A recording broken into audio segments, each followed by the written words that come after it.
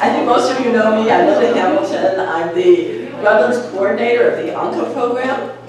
And as most of you know, ANCA's mission is to build climate resilient communities, neighborhood by neighborhood. And ANCA believes that this truly is a time when all hands on deck are needed.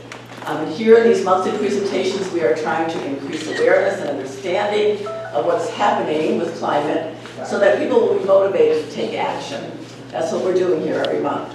We're also doing that in neighborhoods where we guide participants in building concrete action plans for reducing carbon emissions and for preparing their homes and their neighborhoods for greater climate impacts.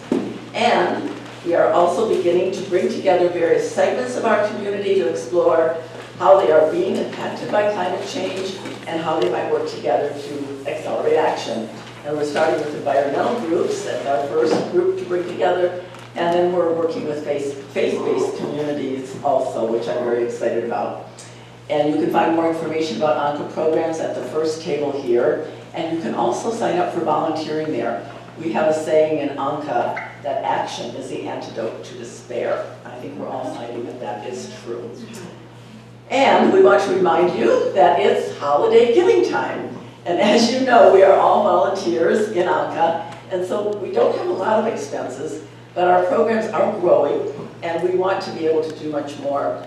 And we also want to possibly hire some contracted services to make this organization more sustainable.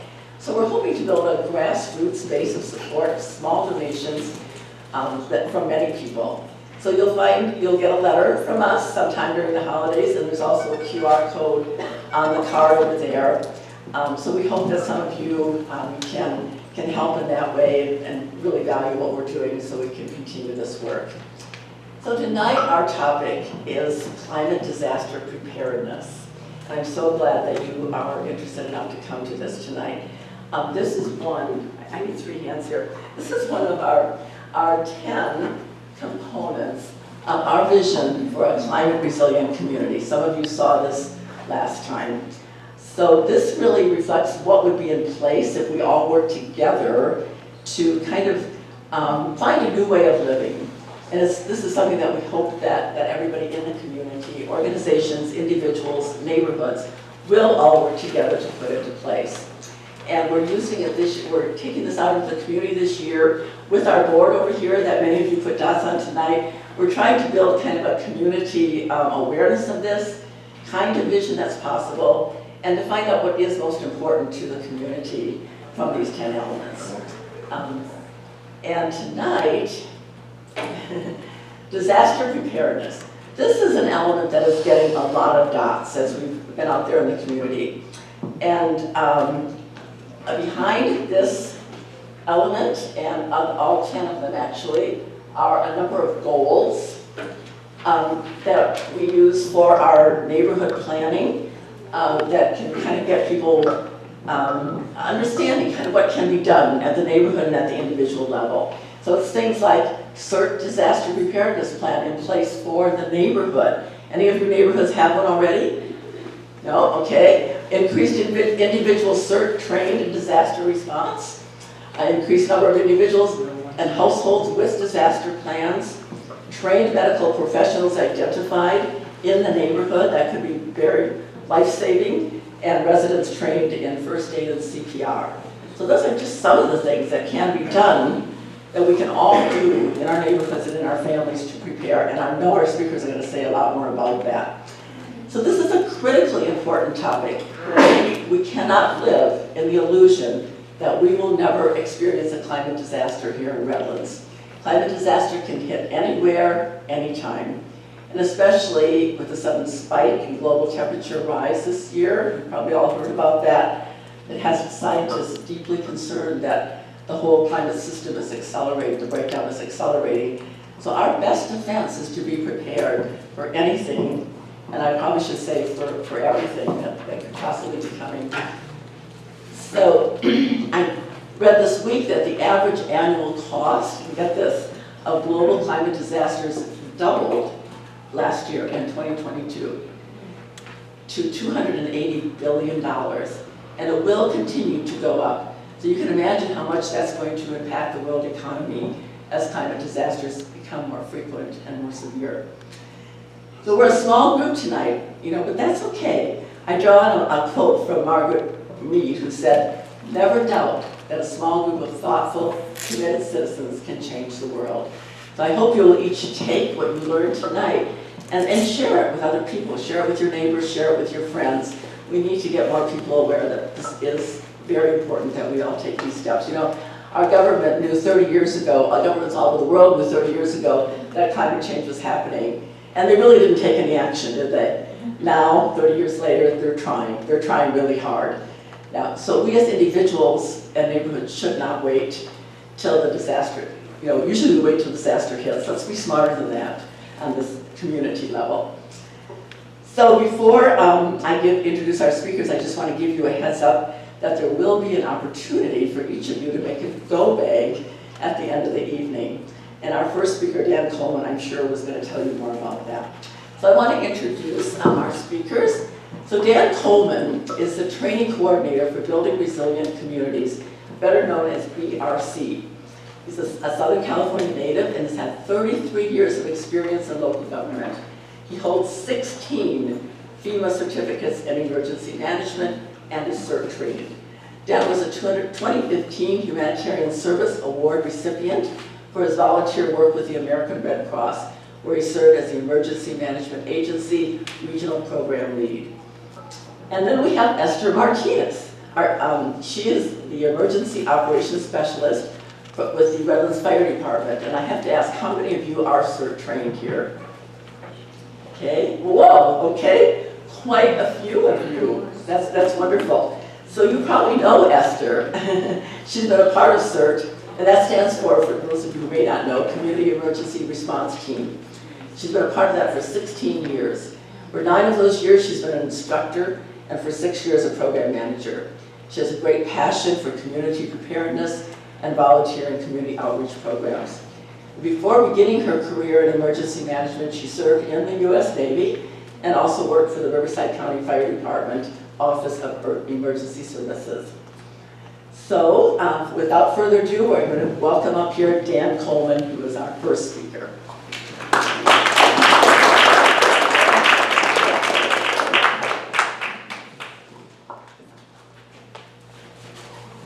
I want to say how fortunate we feel at Building Resilient Communities, because our offices are here in Redlands, that ANCA is here in Redlands too, and basically our mission is the same, as you heard from Linda. So we're all about building resilient communities. So tonight we're focusing on community climate resilient communities. So the question really is, are you ready for disaster, personally and in your family? So this diagram shows you where natural disasters strike most in the United States, whether it's floods, fires, tornadoes, etc. And a little factoid for you. California is second only to the state of Texas over the past 50 years in the number of natural disasters, according to FEMA studies. And we know from FEMA's data that Los Angeles, Riverside, and San Bernardino counties are the 3 worst in the entire United States. That's pretty bad. That should be an eye-opener for all of us. It speaks to the need for getting prepared.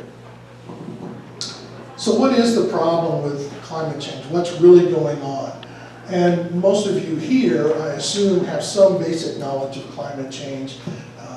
20, 30 years ago, it was kind of thought of as fringe science. That's no longer the case, right? I mean, it was 102 when I got out to Redlands today, in the middle of October. So climate change is a reality that we're all facing globally and locally. So basically, there are gases that are in our atmosphere, and those have a detrimental effect on things happening on the planet. So on the lower right is a global map showing CO2 emissions, carbon dioxide emissions. As you can see, the darker the color, the higher the CO2 emissions are. And you can see China is the #1 producer in the world, and the United States is about half of theirs, but still number 2 in the world. And the problem is that that greenhouse gas causes the planet to absorb the sun and then radiate that heat back onto the surface of the planet. And this is a diagram showing you the temperature rise over, well, since the 1900s, all the way to, I think it's 2009, no, sorry, 2016. And you can see that it has steadily been rising since the 1980s, and it just continues to rise. 2022 was actually the hottest year on record on our planet. And there's no signs of that slowing down. Linda mentioned a statistic on the cost of things, and I'll show you an example in a moment, but it's estimated that the global investment needed would be $2.7 trillion each year to achieve net zero emissions by the year 2050. So the reason we need to act now on climate change is proven by this graph here. So this was last year. These are $18 billion weather and climate disasters just in the United States. And that's compared to an average of 7.4 of these per year in the previous 40 years. So that's a significant increase. This is 2023, just through the month of August, and we're already have exceeded the total for all of last year. By August, we had 23 of these billion-dollar weather or climate disasters in the U.S., with losses exceeding $1 billion each. Can the focus be sharpened? It's hard to read. It is fuzzy. Well, it's a little small. It's because I think it's small. Oh. I think A little bit better? No.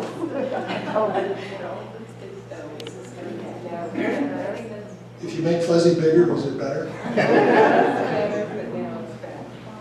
I'm the last one to ask. I have trifocals on, so. You know what I can do? I got Thank a you, copy of Brian. my computer, I can sit next to you.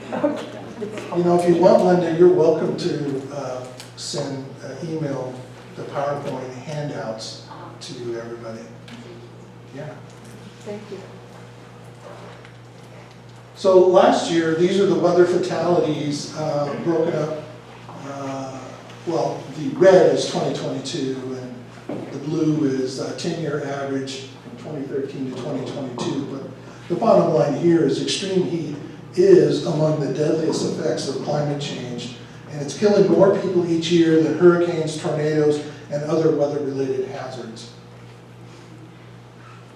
Another reason to act now is that urban heat island effect that we see. And I'm glad to know that the city of Redlands has taken some steps in terms of their ordinances to try and mitigate that heat island effect. So Redlands has a lot of trees, and that's what you need.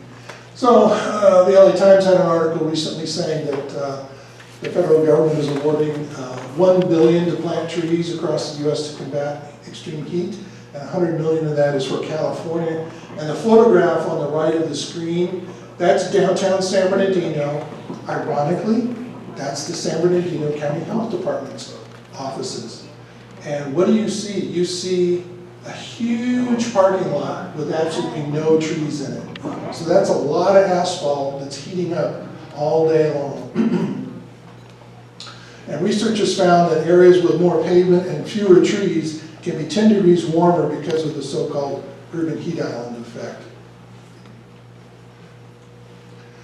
I'm not going to take the time to read all of this, but basically these are just a lot of different ways that communities and families and individuals can take various steps, as Linda mentioned in her presentation, to make communities more resilient to climate change.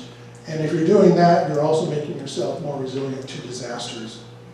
So that's really the good news tonight, is there is a lot that you can do to reduce the impact of disasters on your family, and reduce the impact of climate change on your family. And tonight we're going to be doing an activity, and in the 1 gallon Ziploc, there's a handout called Preparing for Climate Impacts from ANCA. And I recommend that you read that. It's an excellent resource.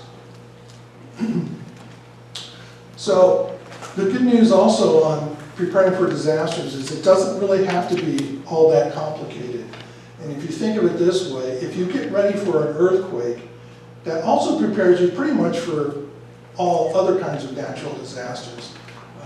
So these are the 5 critical steps that the state of California's LISTOS program identifies that you should take. The first being staying informed, and secondly, make a plan. Third, pack a go bag.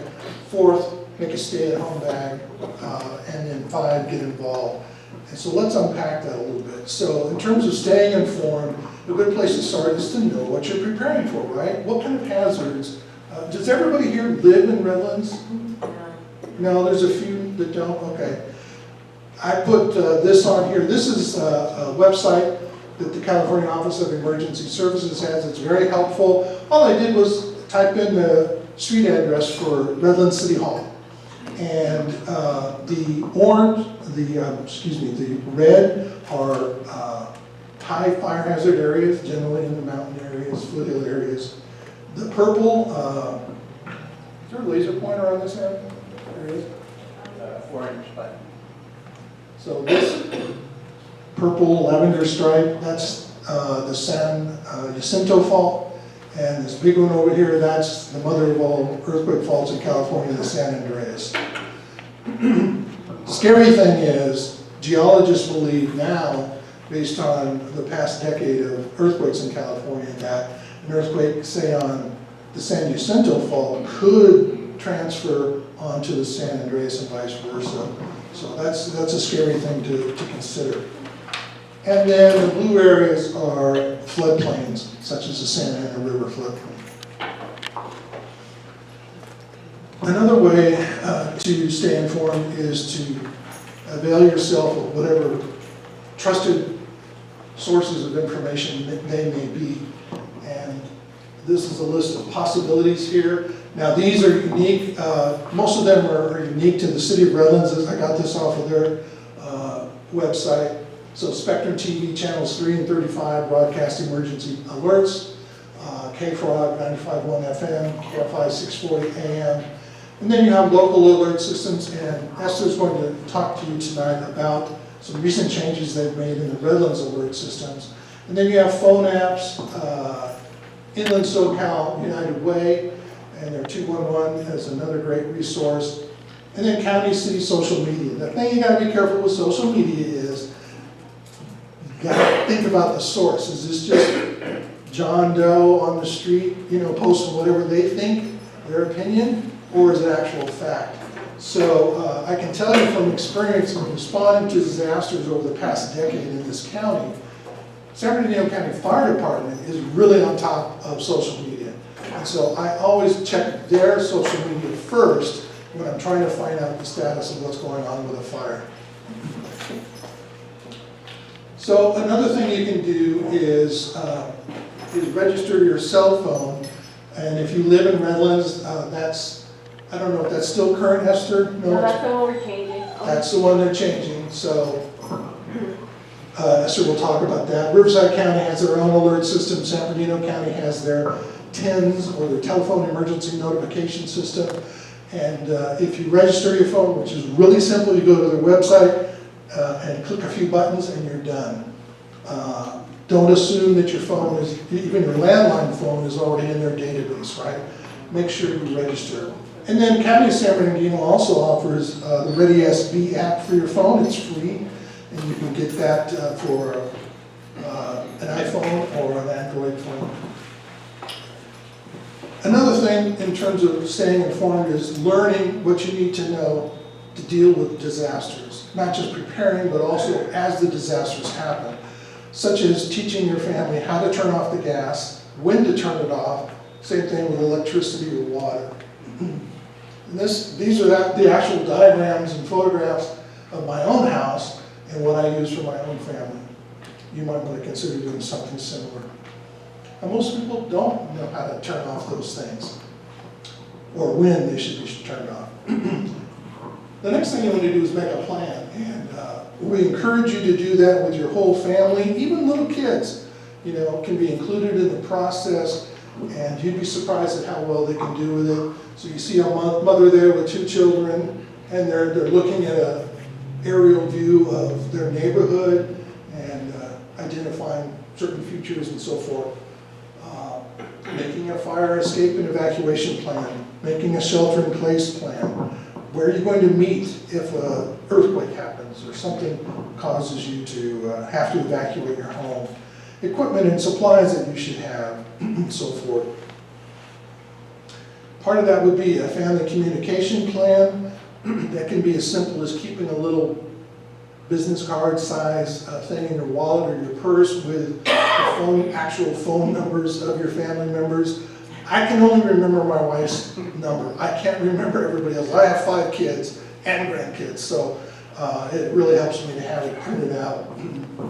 You can also use a convenient app from the Red Cross called their emergency app, and it allows you to send messages and receive messages from your loved ones. So let's say you had to evacuate for some reason and go stay in a Red Cross shelter. They will have computers there where you can send and receive messages. You might wonder, well, wait a minute, if there's an earthquake and cell phones aren't working and landline phones aren't working, how does that work? Well, what they do is at the end of the day, the Red Cross takes that hard drive out of those computers, puts it in a car and drives as far as it takes until they get adequate Wi-Fi signal, and it automatically uploads to the national system. Another tip I had from my best friend who spent his entire adult life working for Pacific Bell Telephone, AT&T, in their data department, is that even if your landline phone isn't working or you can't make a phone call on your cell phone, try sending a text message because it might still go through. And on your landline, anybody still have a landline? Yeah, we got some that still do. That's actually a good idea to keep your landline. Because even if you don't get a dial tone when you pick up the handset, you can still try and make a call, and sometimes it will go through, believe it or not. Because I heard it right from the horse's mouth.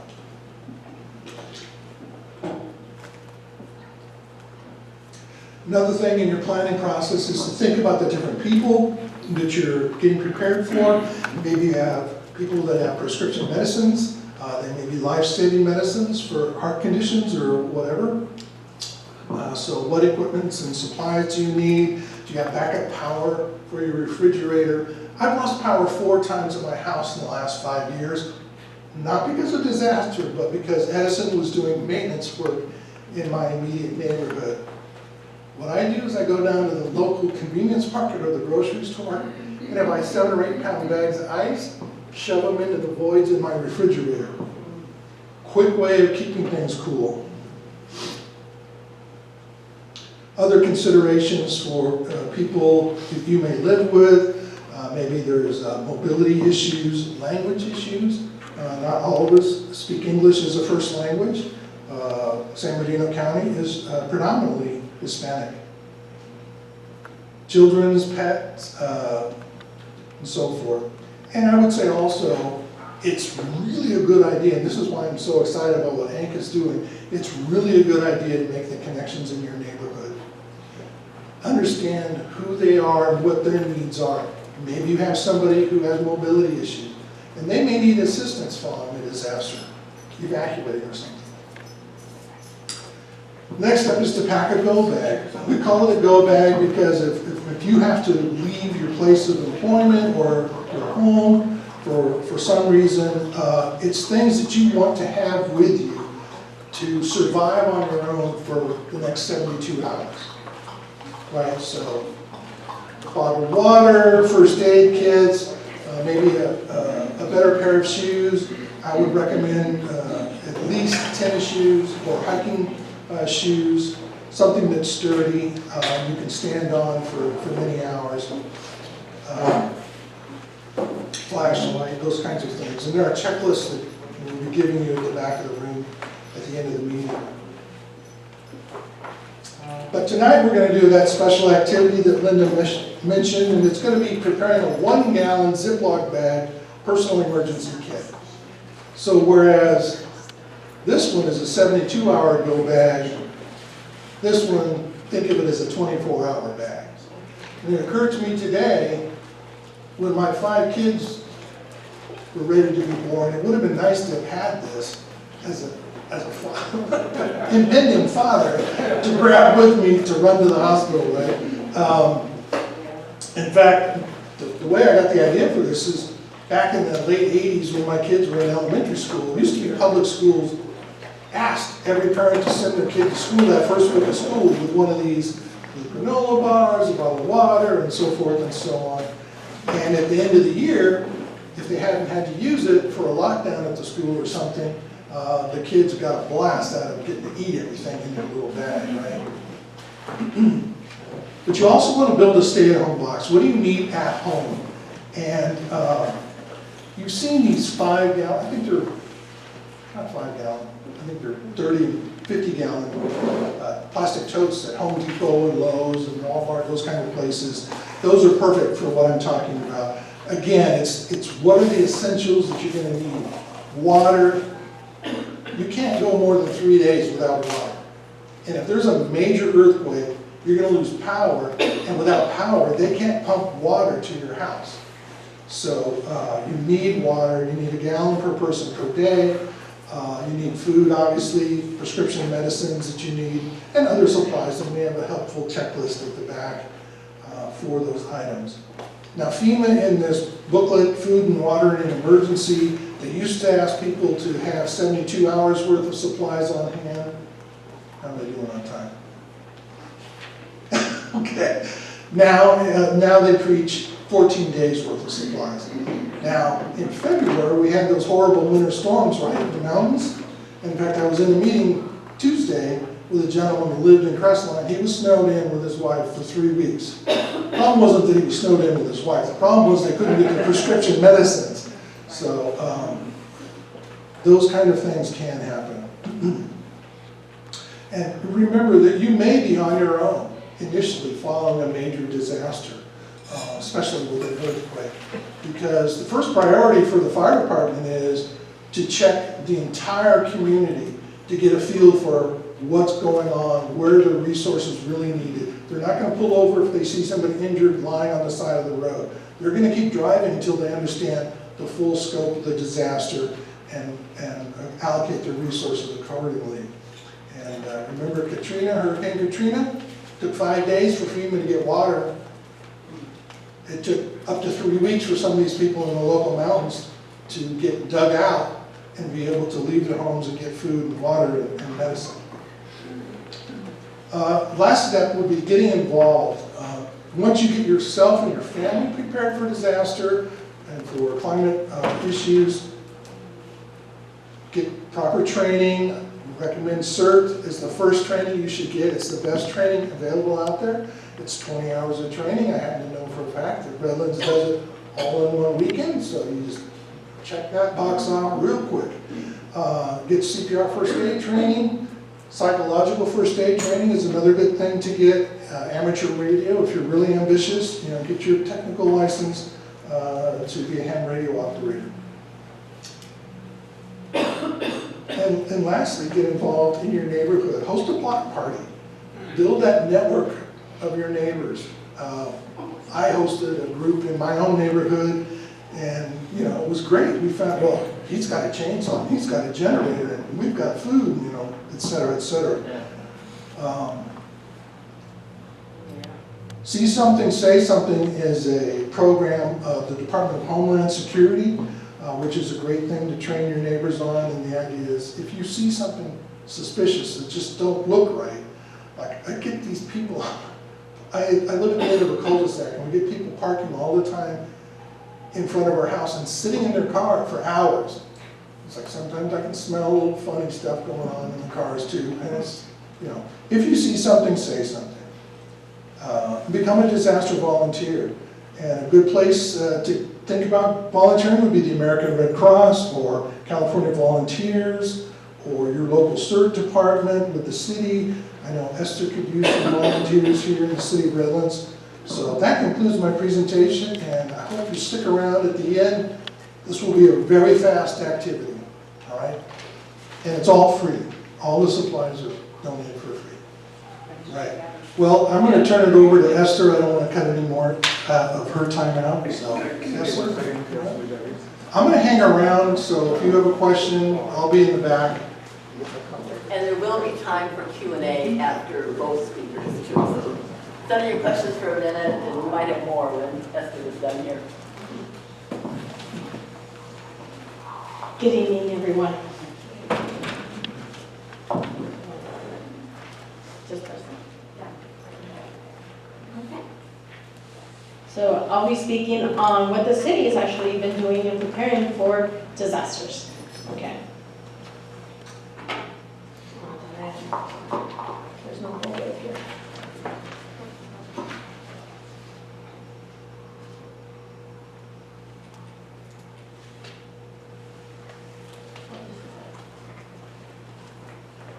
Okay, so the current status for disaster preparedness for the city. So as of November of 2021, we have the local hazard mitigation plan was adopted for the city of Redlands. That has to be renewed every 5 years. So we have to get departments involved, city departments, all of them. We have at least 2 to 3 people from all the departments involved to give us updates on what they feel that we should do. We have organizations from outside, such as CHP, Caltrans, other federal and state agencies also join in. We have the community come in and join in. We put out the local hazard mitigation plan. In November, we put up actually a link on our website for everybody to come over, look at it, go onto the website, obviously, look at it, and give us your feedback on what you, as a City of Redlands residents, would like to see or think that, no, we need to move this, we need to change this, such as one of the things that we talked about was prioritizing the different incidents that have happened from weather incidents, such as, do we have more hurricanes, do we have less? Do we have more fires, do we have less? So all that information was gathered through everybody. We put out to the Chamber of Commerce, the businesses, everybody who had an opportunity to actually give us information. Once that was done, we sent it out, we finished fixing it, we sent it to the state. When they approved it, we sent it to FEMA. Once FEMA approved it, because it came back twice, so once FEMA approved it, we took it to City Council and asked for adoption. So this will happen again in November of 2025. So in 2 more years.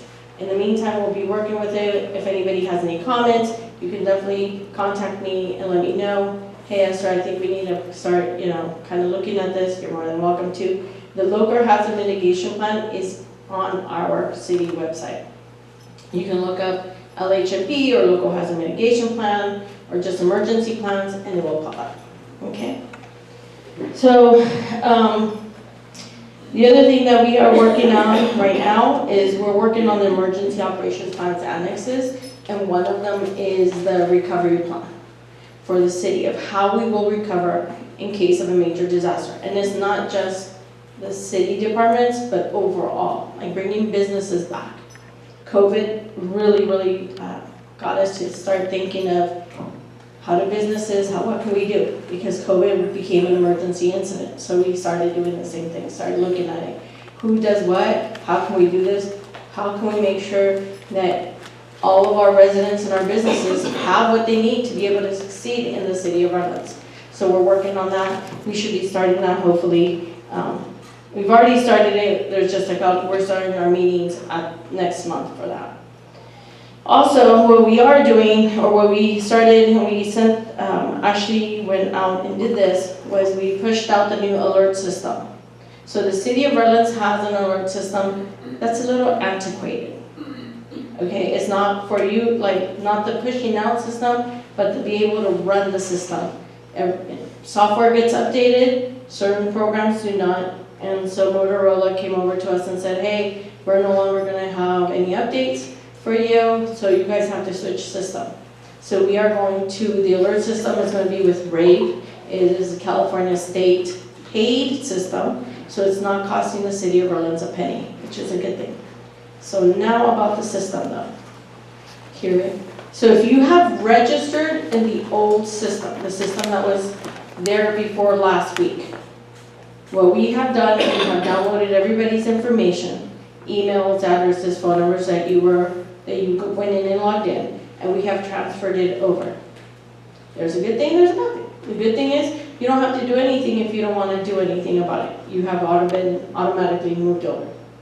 Now, if you wish to have a profile in the new system, you have to re-register.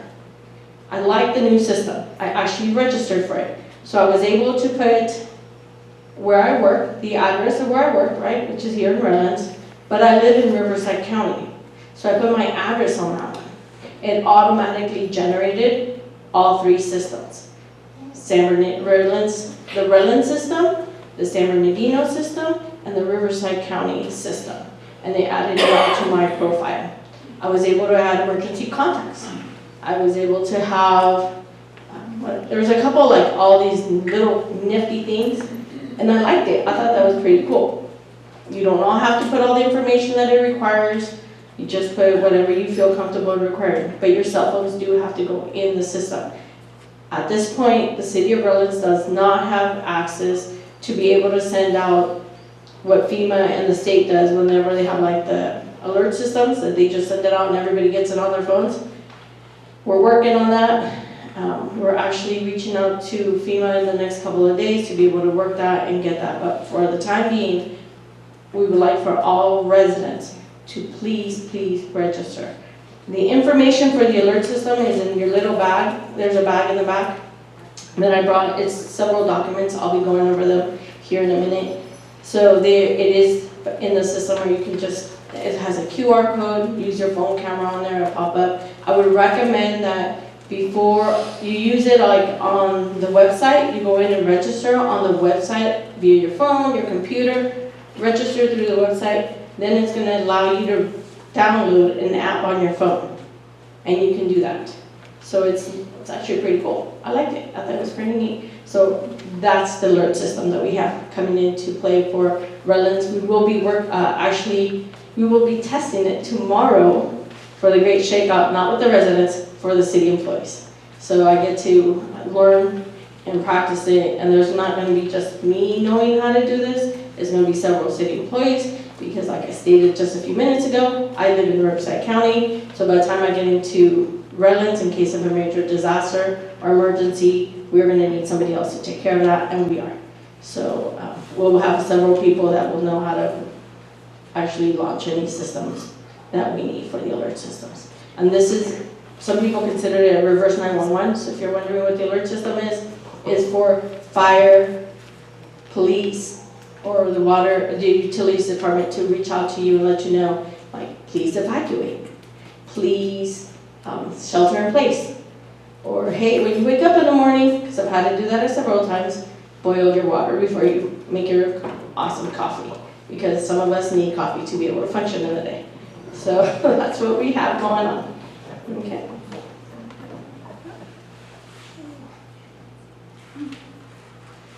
So collaborating with the local authorities. We have several things that we have going on. We do work with various groups here in Redlands. I have a copy of this.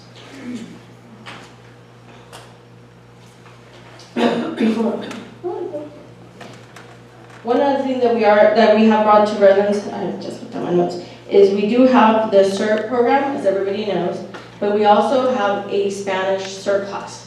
So if you have any family members or you have anybody that is like, I would love to have this class in Spanish, our next Spanish class will be in January. So please help me promote it. Get your community members that want to take it in Spanish. It is a full Spanish. It's not translated like somebody's going to stand up here and translate. All of it is going to be in Spanish. The English classes are going to be in the spring and the fall. I still do not have a date for that one. I do have for the Spanish ones, and they're in the little packets we have in the back. And then also, we are bringing to Redlands the program called Listos. That is an 8-hour course. for anybody that's wishing to take it, and we come out to the communities. So it's not like you come here to the center like you do for the CERT class, we go to you. You don't need we don't have a computer, we sit here and we plan how you're gonna do your contact, telephone plans for emergencies. We work on what you need for your home, we teach you a little bit of medical stuff, and we teach you a little bit of things that you will need, how to prepare for in case of an emergency at your home. Okay, so we will have that, and that's in English and Spanish. Okay. And we are updating our Emergency Operations Center. We have a $750,000 grant that we are upgrading all of our EOC, our computers, our mapping systems, things that we will need to make sure that everything is good for the residents in the community here in Redlands. Okay, so collaborating. So we have how to collaborate with us, right? Like, what can I do? Well, you can attend meetings. We attend several meetings in the community ourselves. I attend the Redlands Area Interfaith Councils. That's on the second Thursday of every month.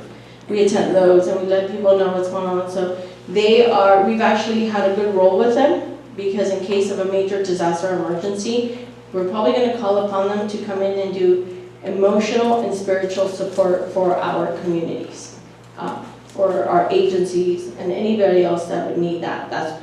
We actually have a pretty good working relationship with them, so you can join one of them. We will be having Disaster Council on Monday. You can come over. That'll be this Monday. We do it once a quarter. We bring in different agencies. From this Monday, we will have Southern California Edison speaking about preparedness, about how they deal with the medical. It's kind of like they give you a cost savings. I don't know the name of it really off the top of my head, but they will be talking about that and how they provide certain generators in case the power goes off in the city of Redlands and what they do in case of emergencies and disasters. So they'll be coming in and speak about that. The county will be there and then myself as well. You can join community groups. I know that Building Resilient Communities is a group that we have here in Redlands, so it's a good thing. ANCA is another one that we have. And we have also a community coalition team here, so they like to go around and helping other teams, and we work with them also when they get to come over and give us, hey, we would like to see this going on in our community. We take that very, very deeply, by the way, so I'm here. That's one of the things that's very important to me, is to make sure that the community is taken care of and at least aware of what we have and how we can train everybody. Just so you guys understand, please understand that during the major emergencies and disasters, our first responders are going to be very busy. They might not be able to make it to certain communities, and that's why we're here working with ANCA to make sure that communities are taken care of for themselves. Because during a regular 24-hour day here in Redlands, we only have 17 firefighters working, and that's on a 24-hour day. And some people don't live locally. They have to take a couple hours to get here. So it will take a while to get all of our first responders here if we can get them here. Okay, so please be aware, this is why we ask for people to please train. At least get the LISOS training. If you want in your community, let me know. We'll bring it out to you. And at least know how to take care of yourself in case of disasters or emergencies. So let me see. So this Thursday, the other thing that we're going to do is participating in drills and exercises. The city of Redlands will be participating tomorrow, actually, on the Great Shakeout. If most of you or some of you know about that, we're going to be participating in that. If you see, all of the facilities will be being evacuated at 10:19 tomorrow morning for about half an hour. So if you happen to be at City Hall, please walk with us. You will be asked to walk with us. You cannot stay in the offices. They will evacuate and close all those doors. So at 10:19, if you have to be at City Hall, either make it towards 11 or be there by 9, kind of make sure that you're out of there by 10:19. That involves schools as well? Yes. So almost all government agencies participate in the Great Shakeout. Actually, our technical support for our alert system told me that it's going to be across the country.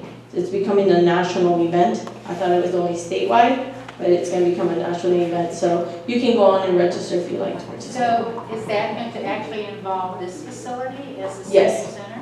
Yes. Yes, it is. The facilities, all the facilities have to be evacuated for at least half. We're gonna do duck, stop, duck, and cover. Yes, I'm like still old school. But you have to do do that and then walk out and they'll evacuate everybody. Yes, that's awesome. It's gonna be for about half an hour. It shouldn't be more than half an hour. I'm just letting everybody know it'll be about half an hour. So we do, you can join us and come over and see how we work and what we do. You're more than welcome. And then that being done, Dan's talked about this, is making sure that your family has an evacuation plan. Best time to practice it is at time change, if you do have an evacuation plan. Once again, make sure that you include all of your family. We ask that you please even talk to your children, your grandchildren, if they live with you, because they kind of need to know what the plan is about. So please have them sit down with you and talk about the plan.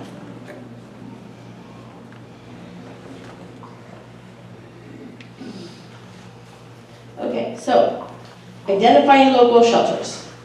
I cannot tell you where the shelters are at. And the reason for that is because they are incident driven. So I'm going to give you an example. Majority of everybody knows that normally the schools, the high schools, middle schools are probably going to be one of them, right? So what will happen is if the incident is near one of those high schools and you're like, oh yeah, this is a shelter, and you go to that shelter, one, you're going to put yourself in harm's way, and two, we might not open that because we might have you go to another building or another facility to be sheltered away from the incident. So that is the reason we do not let nobody know where the shelters are at. The emergency responders know where they're at, but the public normally does not, because we do not want to put your safety in jeopardy. We want to make sure that when you get the alert system or you hear from on social media, hey, this shelter is being opened, you know which one is being opened for the incident that you're being evacuated for. Okay.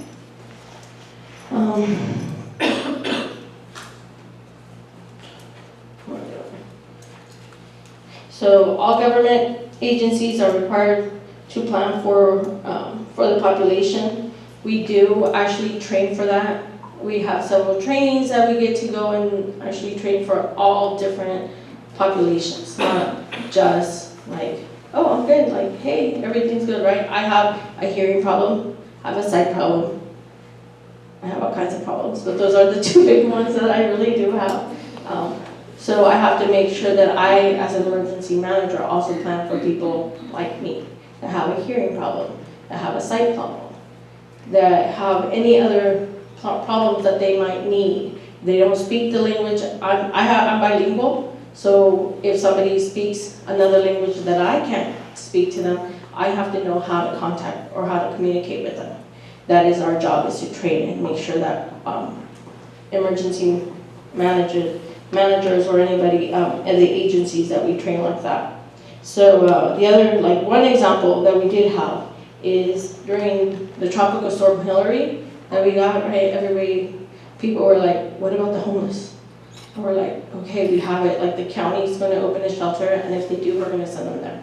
So we did plan for that. We worked with the county. They said yes, that we're gonna open Redlands East Valley, and we were able to send them there. So we coordinated with the homeless coordinator, our police officers, our fire department, that's how they coordinated to get the homeless out of the wash during the tropical storm. Okay. We work with nonprofits all the time, non-government agencies or major disasters. You heard Dan also talk about the VOAD, the Volunteer Organizations Active in Disasters. They play a big part with us nationwide. So normally you will see a lot of organizations that come in afterwards or when they're allowed to and start working with us, from sheltering animals to sheltering humans to working with what we need, and they come in and even start rebuilding some of the communities. So I'm glad that we are part of the VOAD ourselves here in the city.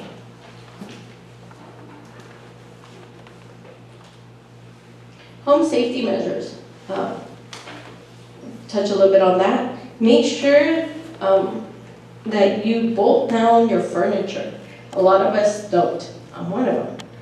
I don't bolt down my furniture. I should, but I don't. If there's anything sitting above your bed, because a lot of people like to put shelves above your bed, you might want to remove them, or you might want to make sure they're bolted down to where they're not going to fall in an earthquake and hit you. Okay, please bolt them down. There is also, fire safety prevention stuff that we have been speaking of is clear brushes around your house. I put a flyer in here about clearing out your brushes. Cutting down trees, not cutting them down, but like cutting down the dead leaves or branches, that hang sometimes. Just kind of clean them up a little. Just make sure, don't cut them up completely unless they're dead, but make sure that you clean around your home because they could cause more harm to your house if there is a wildfire coming through your neighborhood. Bolt down your homes. So sometimes, if you go into this website right here, the earthquakebraceandbolt.com, they actually have a grant. So if your house needs to be bolted down or braced down, I believe they go by zip codes. You can put in your zip code and see if City of Redlands is going to be funded for grants for them. And their individual homes that get the grant. It's not the city, it's you. You apply for it yourself, your residents. You apply for it, they go in and they'll come over and do everything that needs to be done to bolt down your home. So, okay.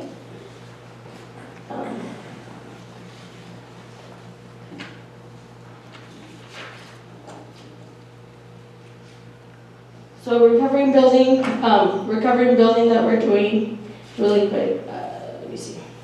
This isn't good numbers I've got.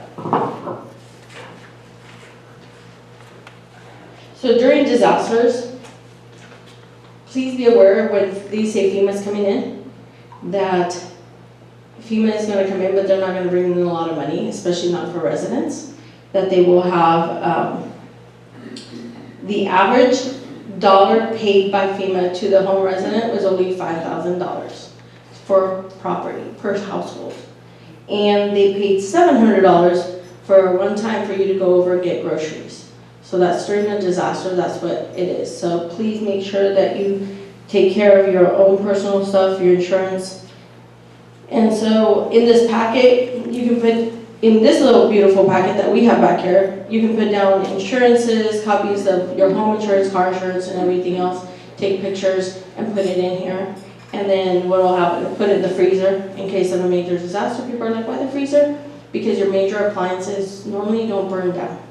And if you have to evacuate, you know where they're at. Or if you have to come back because your house burned down, I really don't want that to happen. But it should be still being able to go in and grab your packet with your information, pictures of your homes and stuff like that.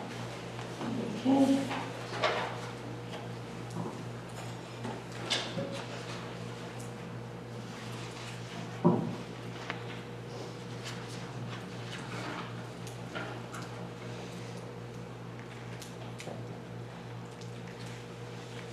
So long-term preparedness and stability is maintaining the culture of preparedness. We want to make sure that we continue to keep that culture going, make sure that everybody's prepared, and that we're trying to improve all the cultures that we have here.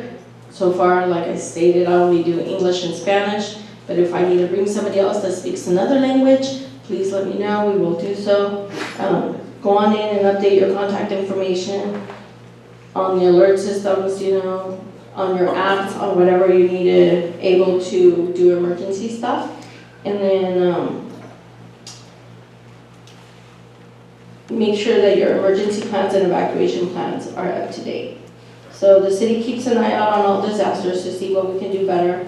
We have implemented a few other changes that we see, such as Hawaii and any other disasters, so we do try to make sure that we keep an eye on those as well, so we can see how we can improve and make sure that Redlands is safer for all the residents. And that's it. So, yeah, just so you have, I do have all the information that I kind of spoke about is in your packet, and if you guys have any questions in regards to packets or anything, I'll be in the back, and that's my information where I can be reached at.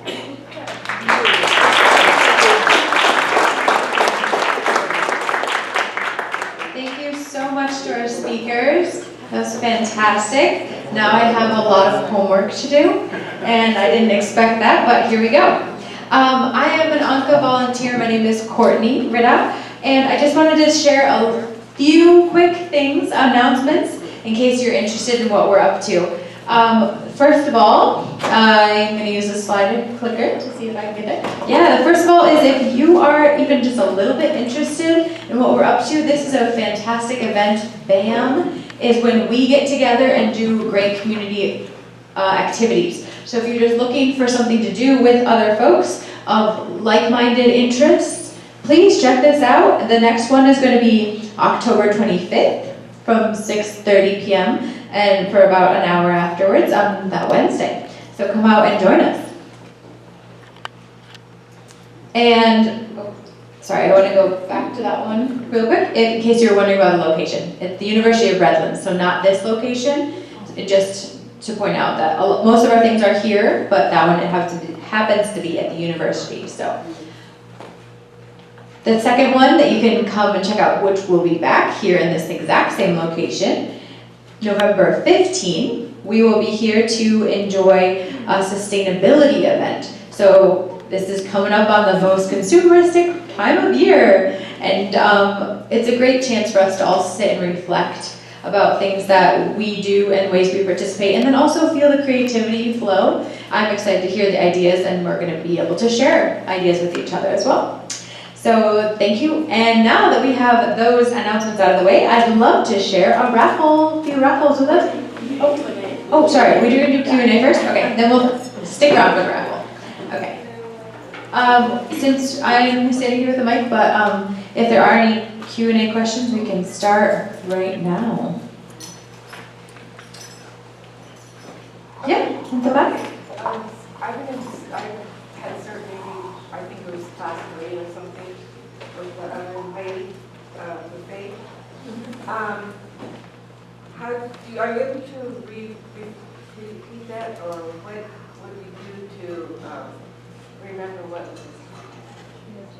So you're asking, can you take it a second time? Just asking. So if you're wishing to take it a second time, yes, you may.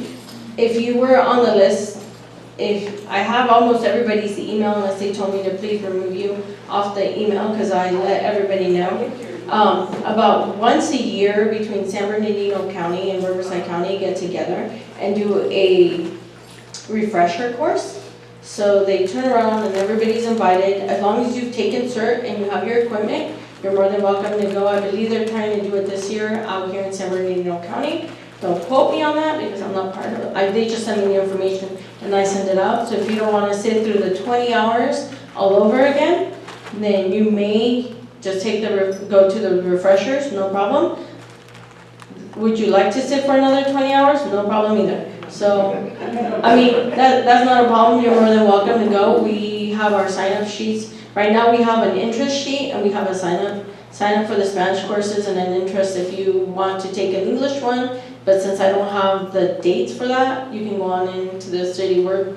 It's a cityofredlands.org/cert registration, and you can go on into that website and just say, hey, I'm interested. When you have your English one, let me know. You're more than welcome to attend again. Yes, in the back. If we see a fire starting in a foothill area near our home, which is the proper agency to call? 911. 911? Yes, you call 911 and they will direct who it is, because you might be in county, you might be in Yucaipa area, or you might be Forest Service, CAL FIRE. So best thing to do is just call 911. Okay. Yes. Yeah, I'm really concerned about the spiking temperatures, and if we would really have like a major heat wave here and possibly a power outage at the same time. What are the things that we can do to protect ourselves from extreme heat? And what, I don't know if the city is prepared for that, but there's this book out, a brand new book out called The Heat Will Kill You First. And I think that is true, you know. So during heat waves, the city actually has cooling centers. This is one of them. And we do provide snacks and water. And then we also have an MOU with Southern California Edison where they bring out information like vehicles, I want to say, where you can charge your cell phones, your computers, and stuff like that. And they'll be set outside if we need, if it's affecting City of Redlands. Once again, they're going to be talking about these programs on Monday at Disaster Council. Southern California Edison is going to come in and talk about all the, like, if you need a generator, if you're on medical equipment, what can you do to be able to bring that in? I would hope that the city would be thinking like, you know, a few years out, if temperatures really got unlivable for a period of time, we would need way more cooling centers, you know.